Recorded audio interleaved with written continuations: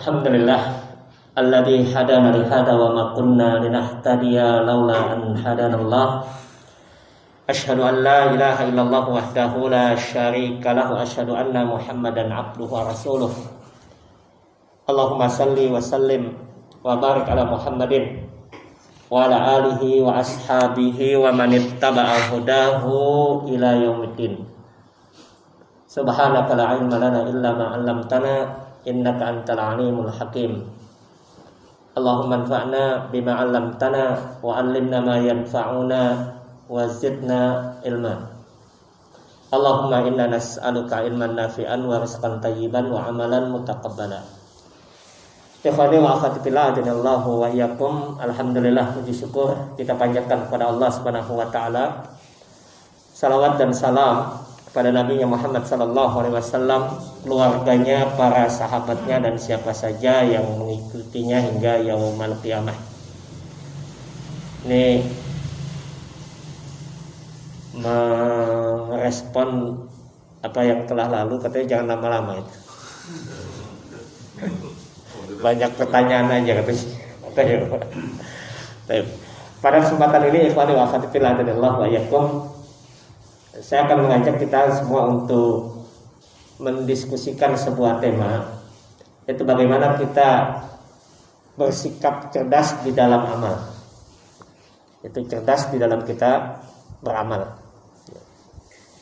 Ini menjadi sebuah hal yang sangat penting bagi kita, karena kalau kita hitung antara waktu kita dengan amal yang akan kita lakukan dan kita kerjakan dalam kehidupan dunia ini, tentu waktu kita lebih sedikit dibandingkan amaliyah yang harus kita kerjakan. Seorang ulama menyebutkan kepada kita, al-wajibat aktsaru minal awqat. Kewajiban itu lebih banyak dibandingkan dengan waktu yang kita miliki. Jadi banyak sekali wajib-wajib yang harus kita kerjakan, dan ini menjadi sebuah kemampuan kita, kemestian bagi kita untuk bisa mampu cerdas di dalam memilih dan memilah amal. Nah, kalau kita melihat sebuah definisi, dan ini seringkali kita ulang, bahwa yang dimaksudkan dengan amal itu, saya mengambil apa yang disebutkan di dalam satu kamus Tajul Arus, bahwa yang dimaksudkan dengan amal itu yaitu satu amal itu gerakan badan, gerakan hati yang dia dilakukan secara keseluruhan atau sebagian, disertai dengan amal, kesengajaan. Nah, kesengajaan inilah yang disebut dengan niat. Kalau dalam bahasa yang lain disebutkan oleh Abu Hakami dalam kitabnya Mukhtasar Ma'rijil Qabul, beliau menyebutkan kepada kita bahwa yang dimaksudkan dengan amal itu apa sih? Amal itu, kata beliau, adalah sesuatu yang dikerjakan dan tidak bisa dikerjakan kecuali dengannya. Dengan hal itu. Itu yang disebutkan oleh beliau. Ma la yu'addi illa bihi. Maka kata beliau dalam pembagian tentang amal, amal itu, bahwa amal itu, kata beliau, ada yang disebut dengan amal qalbi, amal lisan, amal jawar. Yaitu ada amal yang dilakukan oleh hati seseorang, ada yang amal yang dilakukan oleh lisan, dan ada amal yang dilakukan oleh anggota badan. Nah, unsur amal itu harus disertai dengan amal, niat. Maka nanti para ulama membagi antara amal dengan af'al. Ada pembagian yang disebutkan oleh para ulama. Apa yang dimaksudkan dengan af'al? Af'al itu perbuatan yang dia bisa dengan sengaja, tidak dengan sengaja. Itu af'al. Nah, kaidah usul itu menyebutkan al-khitabus syari'. Khitab syariat itu pembicaraan tentang satu ketentuan syariat itu terbebani apa? Mu'allaqun bil amad. dia terikat dengan kesengajaan. Kalau ada orang misalkan melakukan sesuatu tanpa sengaja, maka itu akan dimaafkan oleh Allah SWT. Itu yang disebut dengan af'al. Jadi itu yang disebut dengan af'al. Nah ini berbeda dengan amal. Bahwa amal itu dia membutuhkan satu niat. Dan niat itu dalam bahasa ulama fikih itu disebutkan bahwa apa sih yang dimaksudkan dengan niat? Qasdu syai'in muqtarinan bil fi'li. Niat itu adalah maksud atau tujuan sesuatu yang selaras, yang menyatakan tentang apa yang ia perbuat. Jadi kalau nggak ada niat, nggak ada nilai amalnya.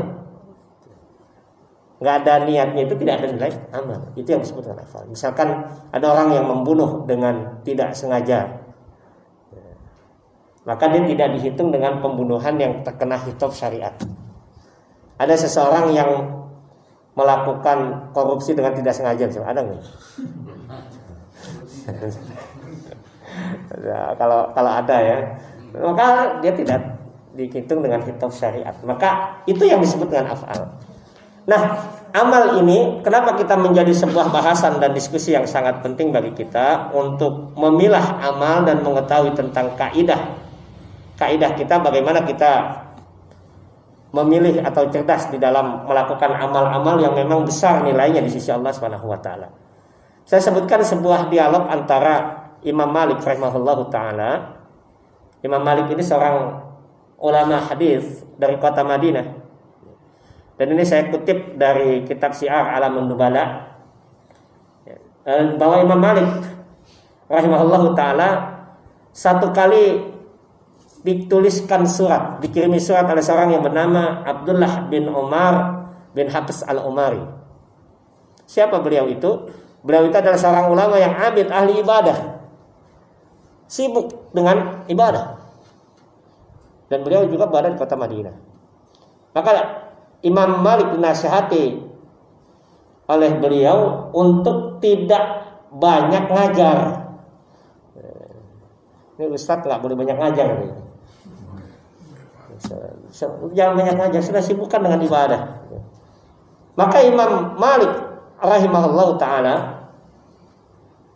menjawab surat beliau dengan satu balasan yang ini menjadi sebuah pelajaran dan faedah, poin penting bagi kita.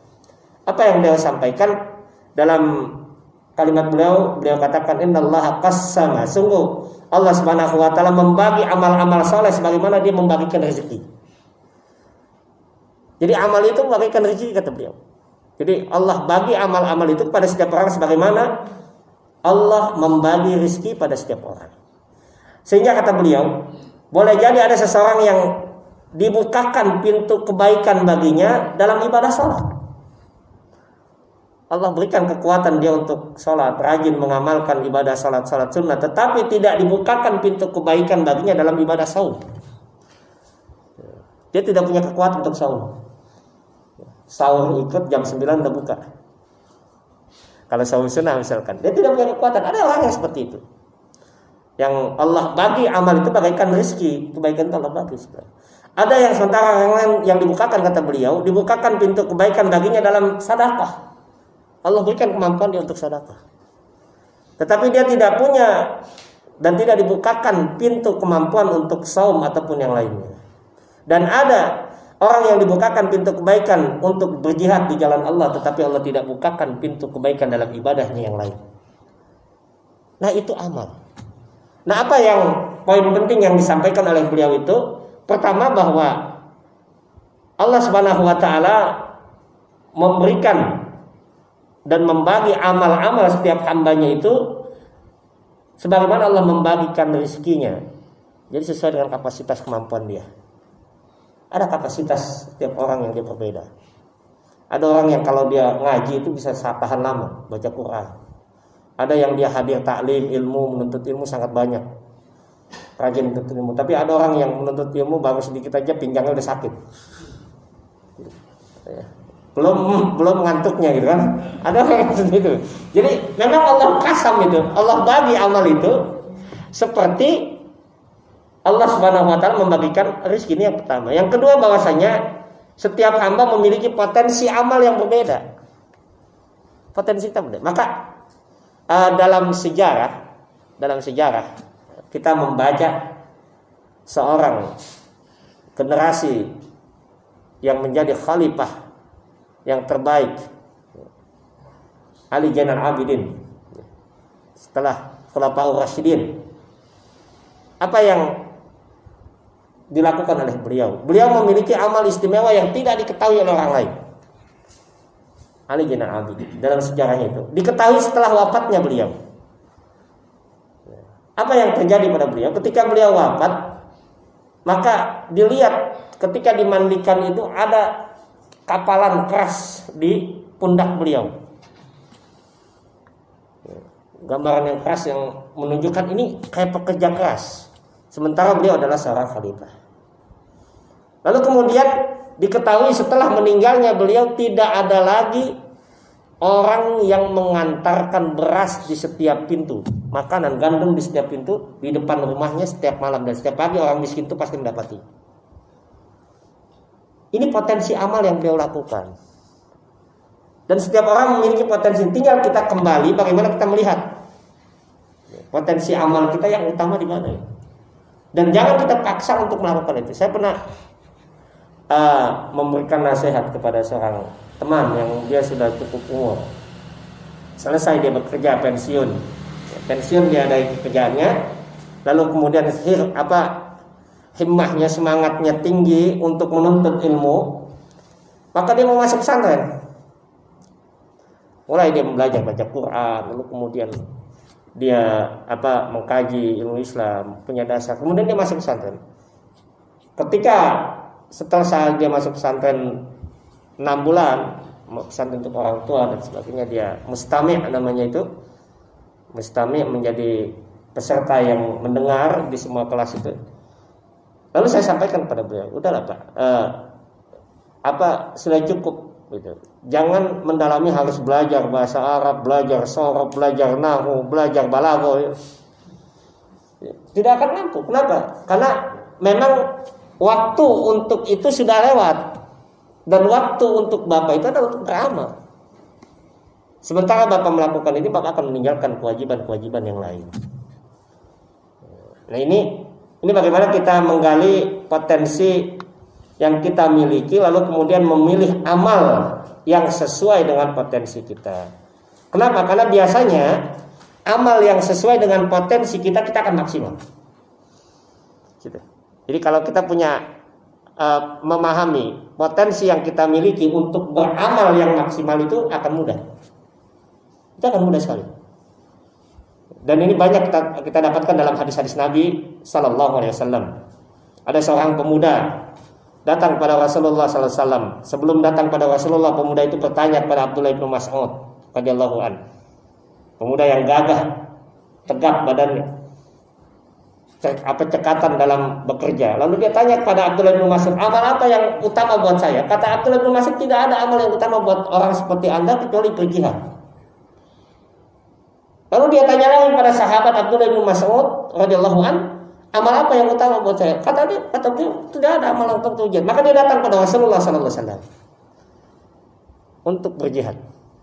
Pemuda itu meminta pada Rasulullah sallallahu alaihi wasallam untuk bisa berjihad. Setelah wanita itu laki-laki itu datang pada Nabi sallallahu alaihi wasallam untuk meminta izin berjihad dengan Nabi sallallahu alaihi wasallam, maka laki-laki itu kemudian meminta izin pada Rasulullah untuk pamit kepada orang tuanya. Apa yang disampaikan oleh Rasulullah SAW? Kau masih memiliki orang tua? Ya, 2. Masih. Kedua orang tua masih hidup masih. Dan dia sudah umur yang cukup. Maka apa kata Rasulullah SAW? Beliau sampaikan kepada pemuda tadi, pulanglah engkau dan berbaktilah kepada kedua orang tuamu, bahwa jihad itulah jihad yang kamu lakukan. Nah ini yang kita ambil dari hadis Nabi Sallallahu Alaihi Wasallam. Beliau menyebutkan kepada kita rahimallahu ra'an arafa qadra nafsihi. Allah akan memberikan rahmat kasih sayangnya kepada seseorang yang dia tahu kadar kemampuan dirinya. Jadi dia tahu kadar kemampuannya. Nah ini yang menjadi landasan diskusi kita, ikhwani wa akhwati fillah jannallahu wa yakum, bahwa perlu bagi kita untuk memahami potensi yang kita miliki, lalu perlu bagi kita untuk cerdas di dalam memilih amal apa yang harus kita lakukan. Maka para ulama merumuskan kaidah-kaidah di dalam memilih amal. Ada kaidah-kaidah yang ditetapkan oleh para ulama, dan ini menjadi rumusan bagi kita bagaimana kita mengambil amalan-amalan yang lebih dahulu kita lakukan. Yang pertama, apa kaidahnya kata para ulama? Ini kita mengejar waktu sebelum bel. Karena nanti kita akan diskusi lebih banyak kita untuk tanya jawab. Yang pertama, apa kata para ulama? Bahwa kaidah yang pertama yang harus dilakukan, dahulukan amal saleh itu berdasar jenis yang utamanya. Jadi pilih amal saleh yang paling utama dengan jenisnya. Karena kenapa? Karena setiap amal saleh itu memiliki jenis yang berbeda, dan setiap bedanya jenis itu maka berbeda tingkatannya. Tadi seperti pemuda tadi yang datang pada Rasulullah SAW meminta untuk berjihad, lalu kemudian Rasulullah melihat itu adalah amal yang jenisnya luar biasa besar di sisi Allah SWT. Tetapi ketika melihat ada peluang amal besar yang bisa dilakukan oleh pemuda tadi yang jauh lebih besar, maka pemuda tadi disuruh untuk pulang dan berbakti pada orang tuanya. Dalam hadisnya ini Nabi SAW menyebutkan pada hadis yang diriwayatkan oleh Imam Ahmad pada nomor 3798. Hadis yang diriwayatkan oleh Imam Ahmad dari seorang sahabat yang bernama Abdullah bin Mas'ud radhiyallahu anhu, yang mengatakan, qultu ya Rasulullah ayyul amal ahabbu ilallahi azza wa jalla. Abdullah bin Mas'ud pernah bertanya kepada Rasulullah sallallahu alaihi wasallam, amal apa yang paling Allah cintai? Amal apa yang paling Allah cintai? Kalau kita bertanya sama Ustaz, biasanya amal apa yang paling gampang? Amal apa yang paling mudah? Tapi ini yang ditanya oleh Abdullah bin Mas'ud menunjukkan apa? Menunjukkan hirs, semangat yang luar biasa untuk beramal. Dan amal itu untuk apa? Untuk mendapatkan kecintaan Allah SWT. Karena amal yang kita lakukan itu sangat rendah, sangat naif, sangat nista sekali ketika seorang beramal itu hanya mengharapkan orang, mengharapkan pujian, mengharapkan dunia, mengharapkan hal yang lain. Itu sesuatu yang sangat rendah sekali di sisi Allah Subhanahu wa taala. Kenapa? Karena amal itu mengharapkan kecintaan Allah Subhanahu wa taala. Nanti definisi yang disampaikan oleh para ulama itu at-taqarrubu ilallahi azza wa jalla. Bagaimana seorang itu dalam beramal itu mencoba untuk taqarrub, mendekatkan diri kepada Allah Subhanahu wa taala. Nah, kemudian apa jawab Rasulullah SAW ketika Abdullah bin Mas'ud bertanya, amal apa yang paling dicintai oleh Allah Subhanahu wa taala? Apa kata beliau? Qala salli, salat, kata beliau, salatlah kamu li mawaqitiha. Salatlah kamu pada waktunya. Salatlah kamu pada waktunya. Itulah amal yang utama. Apa artinya? Ikhwani wa akhwati fillah jannallahu wa iyyakum. Ketika datangnya waktu, maka kita salat, itulah waktu yang utama. Itulah amal yang utama. Ketika waktu itu datang, maka kita salat. Berarti kalau ada pengunduran waktu tadi, pengunduran dalam pengerjaannya, maka semakin berkurang keutamaannya. Maka kenapa dalam fikih itu orang yang dia melakukan salat jamaah berbeda nilainya dengan orang yang datang sebelum azan dibandingkan dengan mereka yang datang ketika imam sudah tahiyat akhir. Sekalipun sama-sama mendapatkan pahala salat berjamaah, bukan tidak dapat. Salatnya sah nggak sah, tetapi nilainya berbeda. Dari sisi apa? Keutamaan. Maka Rasulullah sallallahu alaihi wasallam menyebutkan pada kita dalam hadis Abdullah bin Mas'ud ini, "Shalli as-salata lima waqitiha." Salatlah pada waktu-waktunya. Nanti dalam hadis yang lain Nabi sallallahu alaihi wasallam menyebutkan dengan kalimat bukan li ala waktu. Itu salat di atas waktunya, itu tepat pada waktunya. Kemudian maka aku berkata kepada Rasulullah SAW, apalagi ya Rasulullah? Maka beliau menyebutkan birrul walidain, berbakti kepada orang tua. Bakti kepada orang tua. Kemudian Abdullah bin Mas'ud tanya lagi, apalagi ya Rasulullah SAW? Baru Rasulullah menjawab, al jihadu fisabilillah, yaitu jihad di jalan Allah Subhanahu wa taala. Lalu apa kata Abdullah bin Mas'ud? Kalau seandainya saya tanya lagi, Rasulullah akan jawab urutan lagi. Tapi Abdullah bin Mas'ud tahu, ya udah nggak usah nanya lagi lah. Luar biasa itu. Kalau aku nanya itu, maka Rasulullah akan menjawab pertanyaanku itu, terus itu mengurutkan bagaimana amalan yang berbeda jenis itu akan berbeda tingkatannya. Jadi ini ikhwani wa akhwati fillah Allah wa yakum. Ini kaidah yang disampaikan oleh para ulama di dalam kita memilih amal soleh. Maka dahulukan amal soleh itu adalah amal soleh yang memiliki tingkatan sesuai dengan jenisnya. Mana jenis amal soleh? Ini satu hal yang kita lihat dalam uraian yang disampaikan oleh Imam Ahmad bin Hanbal. Imam Ahmad bin Hanbal itu satu kali pernah ditanya. Imam Ahmad bin Hanbal rahimahullah taala pernah ditanya oleh seorang muridnya, ya Imam, wahai Imam, mana yang lebih utama bagi saya dan bagi orang-orang mukmin kalau dia datang ke masjid di hari Jumat sebelum masuk waktu Jumat, mana amal yang lebih utama? Apakah amal yang lebih utama adalah salat intizar, salat terus menerus 2 rakaat terus menerus, ataukah saya melakukan qiraatul Quran, baca Quran? Itu pertanyaan kepada Imam Ahmad.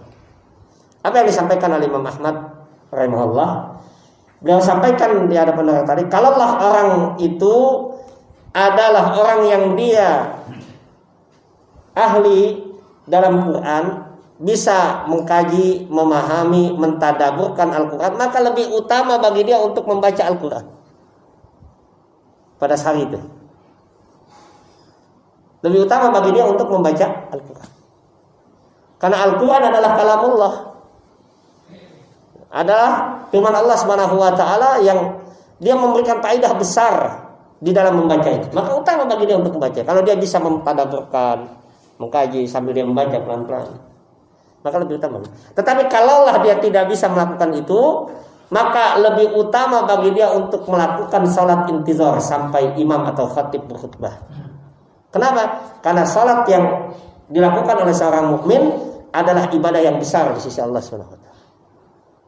Ini dua jenis ibadah yang berbeda, tetapi memiliki tingkatannya yang berbeda juga. Maka ini kaidah yang disampaikan oleh para ulama tadi, bahwa dalam beramal yang harus dilakukan, memilih amal saleh.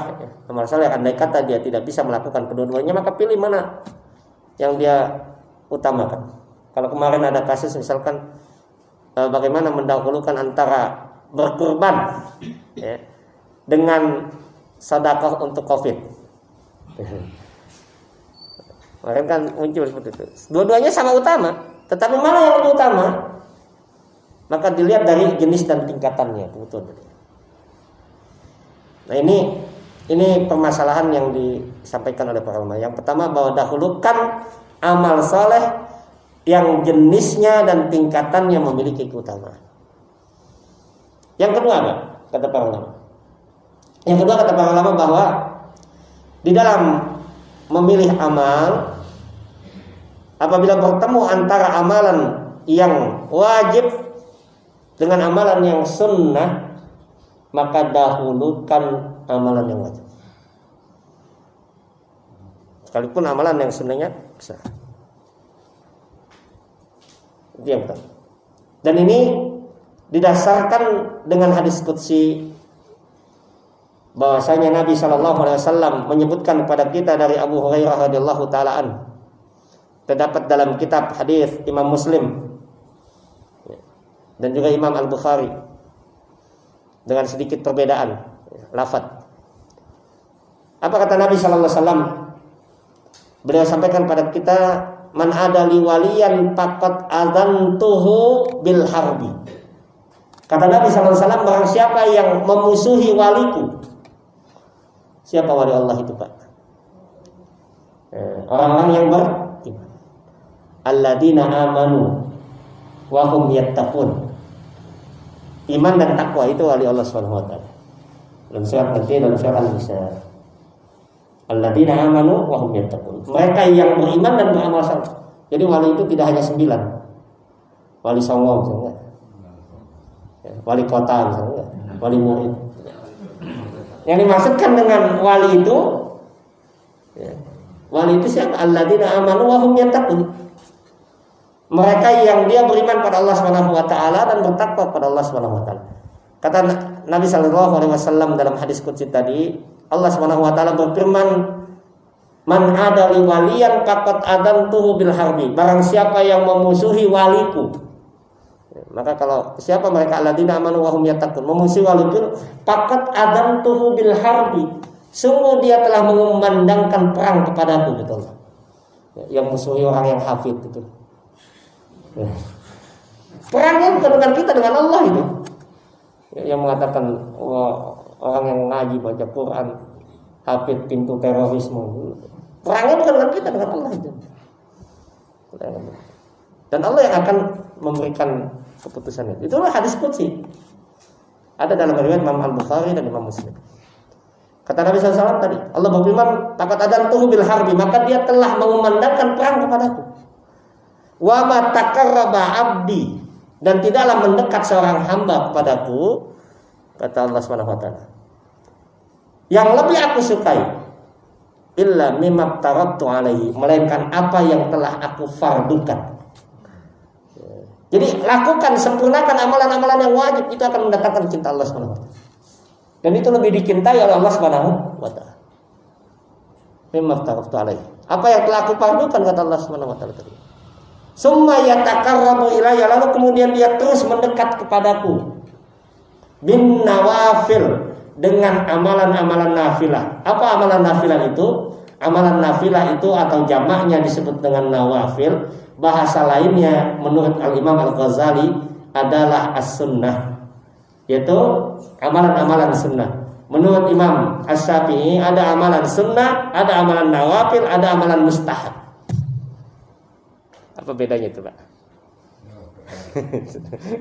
ada nawafil, ada sunnah, ada mustahab. Imam Asy-Syafi'i. Kalau Imam Al-Ghazali menyebutkan pada kita di dalam kitab Al-Ihya, Ihya Ulumuddin ya. Sekalipun dalam kitab beliau ada beberapa koreksi tentang hadis, tetapi itu sudah disempurnakan oleh para ulama yang lain. Dalam kitab Al-Ihya dia mengatakan bahwasanya Allah Subhanahu wa taala mempardukan, memberikan kewajiban, memberikan ketentuan dan ketetapan kepada hambanya itu dua. Yang pertama al-faraid, kata beliau, yaitu yang fardu Allah berikan. Wa man amila bil faraid, kata beliau, barang siapa yang beramal melakukan hal-hal yang fardu yang Allah berikan, falahu kanzul lissalamah, maka baginya bekal untuk selamat. Kalau orang sudah mengerjakan yang wajib, dia mendapatkan modal investasi untuk selamat. Selamat dari apa? Selamat dari api neraka. Kalau dia punya yang wajib, sudah dia kerjakan yang wajib, sudah. Datang orang Arab Badawi kepada Nabi sallallahu alaihi wasallam. Ya Rasulullah, amal apa dari salat yang wajib aku kerjakan? Kata Rasulullah, as-salawatul khams, salat yang 5 waktu. Ada lagi nggak ya Rasulullah? Udah salat 5 waktu saja. Puasa apa yang wajib? Kata Nabi sallallahu alaihi wasallam, puasa Ramadan saja. Illa an tatawwa, kecuali kalau kamu mau nambah tatawu. Itu yang disebut dengan nafil. Kemudian ya Rasulullah, ibadah haji apa yang wajib bagi saya? ibadah dari ibadah haji, maka haji aja 1 kali sudah. Kalau santri itu sudah selesai. Illa anta tawaf, jangan mau tambah menjadi sunnah. Zakat apa yang wajib? Sedekah apa yang wajib? Kata Rasulullah zakat. Kecuali kamu mau menambah dengan infak dan sedekah. Lalu kemudian dia sampaikan kepada Rasulullah SAW, "Idzan ya Rasulullah, kalau begitu ya Rasulullah saya akan kerjakan yang wajib-wajib saja dan saya tidak mau nambah sedikit pun." Ini luar biasa ini.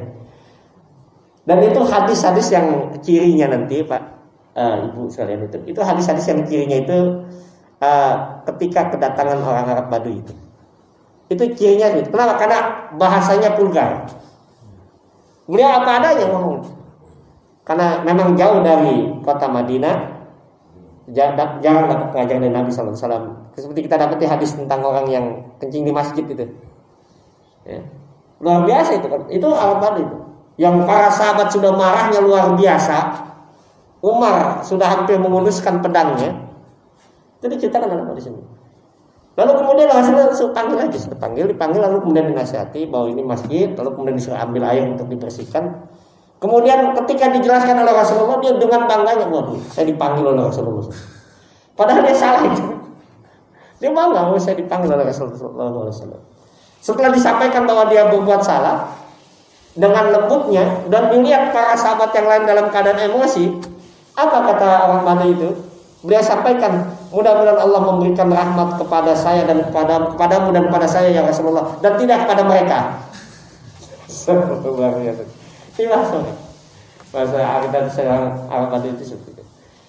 Sama seperti Rasulullah SAW ketika salah keliru dalam salat, lupa, ya, beliau salat zuhur dan sebagian ulama mengatakan salat asar 2 rakaat. Tidak ada para sahabat yang berani untuk menegur Rasulullah SAW. Sampai Rasulullah berdiri di tiang masjid itu, menyandarkan pundak beliau di tiang masjid, lengan beliau itu. Para sahabat ada di situ, ada Umar, ada Utsman, ada Ali. Sahabat-sahabat besar di situ. Tapi tidak ada yang bertanya kepada Rasulullah SAW karena sungkannya kepada beliau. Datang orang Arab yang dia datang belakang tadi itu. Ya Rasulullah, apa kamu mau kosong salat? Ini bahasa yang buruk. Dan itu menjadi ciri-ciri dari hadis-hadis Nabi Sallallahu Alaihi Wasallam kalau diriwayatkan oleh mereka. Termasuk juga nanti kalau hadis-hadis itu diriwayatkan oleh wanita Ansor. Karena wanita Ansor itu lebih berani dalam menyatakan pendapat dibandingkan dengan muhajirin. Nah ini luar biasa. Jadi amal yang didahulukan itu amal yang wajib. Amal yang wajib ikhwan wa akhwat. Bagaimana kita melakukan amal yang wajib, kita sempurnakan kewajiban itu. Dan apabila bertemu antara yang wajib dengan yang sunnah, maka dahulukan yang wajib. Dahulukan yang wajib. Ada misalkan seorang yang dia dihadapkan kepada kewajiban untuk menafkahi keluarganya. Satu sisi ada ibadah sunnah untuk melakukan akikah misalkan. Maka dahulukan untuk dia menyelesaikan yang wajibnya terlebih dahulu. Ini kaidahnya. Dan nanti banyak contoh-contoh yang bisa kita kerjakan dalam aktivitas kita di dalam beramal. Yang ketiga kaidahnya, ini kaidah yang penting yang disampaikan oleh para ulama, dahulukan amalan yang dianjurkan di waktu dan tempat yang khusus. Dahulukan amalan yang dianjurkan di waktu dan tempat yang khusus. Kenapa? Karena waktu yang di dalamnya ada amalan khusus yang disyariatkan itu lebih utama untuk dikerjakan daripada amalan yang lain. Saya contohkan misalkan kita datang di waktu masuk masjid, ada tempat khususnya masjid, waktu khususnya ada, yaitu salat apa? Tahiyatul masjid. Sementara kita juga dihadapkan dengan salat qabliyah. Ini kaidahnya. Kaidah yang disampaikan oleh para ulama, dahulukan amalan yang dianjurkan di waktu dan tempat yang khusus. Karena di situ memiliki keutamaan. Dan nanti kaidah usulnya para ulama itu menyebutkan, kaidah usulnya itu menyebutkan bahwa sesuatu yang bertepatan waktu dan tempatnya itu lebih utama untuk didahulukan. Muqaddamun alal akhar. Dia akan lebih utama didahulukan dibandingkan dengan yang lain. Maka kalau tanya mana yang lebih utama, kalau kita datang ke masjid untuk salat subuh, lalu apakah kita tahiyatul masjid ataukah qabliyah subuh? Qabliyah subuh kan utamanya besar. Ya, utamanya besar. Walaupun kalau tanya mana apakah boleh dilakukan qabliyah dulu, boleh. Bukan tidak boleh, fikihnya boleh. Tetapi kalau ditanya mana yang lebih utama, maka yang lebih utama adalah dia tahiyatul masjid. Ya. Ada yang niatnya langsung 3 itu. Ya, ini yang tidak mau rugi nih. Satu amal dengan 3 niat. Saya masuk masjid niat tahiyatul masjid, qabliyah kemudian sholat wudu juga sekalian. 3 langsung itu. Ada sebagian ulama yang sebagian asatid di beberapa media sosial juga menyatakan boleh kalau amalan sunnah. Wallahu ta'ala. Tapi kalau kita melihat definisi niat tadi muqarrinan bil fi'l itu harus sesuai, menyatakan niatnya apa. Yang kita dapatkan dalam penjelasan Syekh Utsaimin dalam Syarah Riyadhus Shalihin, beliau sebutkan pada kita bahwa yang dibolehkan itu adalah dia menetapkan satu niatnya. Satu niat saja sebetulnya. Akan tetapi kalau seandainya dia tidak sempat mengerjakan yang lain, keburu qomat, maka dia mendapatkan keutamaan. Keutamaannya sekalipun dia tidak mengerjakannya. Itu yang disampaikan dalam Syarah Riyadhus Shalihin oleh Syekh Utsaimin. Dan saya melihat itu bahwa lebih tepat dengan definisi yang disampaikan oleh para ulama. Misalkan ada seorang yang dia bertepatan waktunya antara saum ayyamul bid, saum Senin Kamis, bertepatan waktunya misalkan. Dan kemudian sekali bertepatan juga waktunya dengan dia mau saum Syawal misalkan. Mana yang dia pilih, dia harus tetapkan satu. Nggak bisa saya niat 3 nih sekalian. Apalagi dia masih punya kodok puasa, sekalian dia bayar utang sekalian nanti. Nggak boleh itu. Tetap dia harus menetapkan satu dari apa yang dia amalkan itu. Tetapi karena dia tidak bisa melakukan yang lainnya, ada keinginan untuk melakukan yang lain itu, maka Allah tetapkan keutamaannya. Dia mendapatkan nilai dari apa yang dia lakukan. Tapi niatnya dia tetap satu. Amat tadi, kesengajaan itu harus dia lakukan dengan satu. Nah ini mendahulukan amalan yang disampaikan oleh para ulama tadi, mendahulukan amalan pada waktu dan tempat yang khusus untuk dikerjakan, itu lebih utama. Nanti kalau kita berada pada tempat-tempat yang khusus, tempat-tempat yang utama, ada tempat pada majelis taklim misalkan, dengan membaca Quran, mana yang lebih utama? Misalkan kita membaca Quran ataukah kita menghadiri majelis yang ada di tempat itu, maka majelis yang lebih utama. Jadi ini kaidah yang ketiga yang disampaikan oleh Muhammad. Dan yang keempat yaitu adalah mendahulukan amalan yang manfaatnya lebih luas. Yang manfaatnya lebih luas. Kenapa? Karena amal saleh itu ada yang manfaatnya untuk pribadi, ada yang untuk yang lain. Manfaatnya lebih luas sosial. Maka kalau manfaatnya itu lebih luas, maka itu yang didahulukan. Dan itu yang menjadi investasi yang besar nanti. Investasi yang besar bagi seorang yang beramal saleh. Itu yang dalam surat Yasin ayat 12 itu. Inna nahnu nuhyil mauta wa naktubu ma qaddamu wa atharahum wa kulla syai'in ahsaynahu fi imamin mubin. Inna nahnu nuhyil mauta, dan sungguh kami yang menghidupkan yang mati. Nuhyil mauta wa naktubu ma qaddamu, kami catat apa yang telah lalu yang dia lakukan. Itu dicatat apa yang telah lalu, tapi kapan catatan itu berhenti? Setelah dia wafat. Wa asarahum, kata Allah Subhanahu wa taala, ada asarnya. Apa asar itu? Bekas amal-amal saleh yang dulu dia lakukan yang manfaatnya besar. Terus dia mendapatkan catatan itu. Tapi kalau catatan amal yang dia lakukan itu bukan dalam saja apa yang telah lalu. Yang dia lakukan berhenti sampai dia wafat. Laqad damu. Catatannya berarti di situ nggak ada lagi misalkan dia dulu salat di Masjid Al-Muhajirin tuh. Udah meninggal ada kepalanya, tidak, dia berhenti. Tapi asalnya ada catatannya. Misalkan kalau seandainya dilanjutkan oleh anaknya, dilanjutkan oleh keluarganya, amal-amal saleh itu katukan dilanjutkan, maka asal itu menjadi asal yang menjadi catatan buat almarhum. Nah ini yang disampaikan oleh para ulama bahwa dahulukan amal yang manfaatnya yang lebih luas. Kalau ada satu amal mana dia disuruh pilih manfaat yang lebih luas. Kenapa? Karena nilai investasi itu besar. Nah ini kecerdasan kita dalam beramal ini, ikhwani wa akhwati fillah Allah wa iyyakum, bahwa kecerdasan kita dalam beramal ini akan memberikan kepada kita kekuatan untuk melakukan amal-amal yang besar. Dan tidak akan jenuh. Maka Nabi sallallahu alaihi wasallam itu menyebutkan al-qayyisu man dana nafsahu wa amila lima ba'dahu. Dia selalu berpikir bagaimana memberikan investasi sampai akhirat. Nah ini mungkin beberapa hal yang kita kaji ya. Pada kesempatan ini nanti silakan apabila ada yang ingin kita diskusikan sebagai bahan diskusi, baik yang berkaitan dengan materi ini atau di luar materi diperbolehkan, tetapi yang nggak boleh di luar masjid, Pak. Pertanyaan di luar materi kan dalam masjid. Di luar materi silakan Bapak dan Ibu sekalian. Hadanallahu wa iyyakum ajmain. Mudah-mudahan Allah memberikan manfaat buat kita semua. Aku qouli hadza wa astaghfirullah li wa lakum. Assalamualaikum warahmatullahi wabarakatuh. Pada jemaah yang akan bertanya dipersilakan.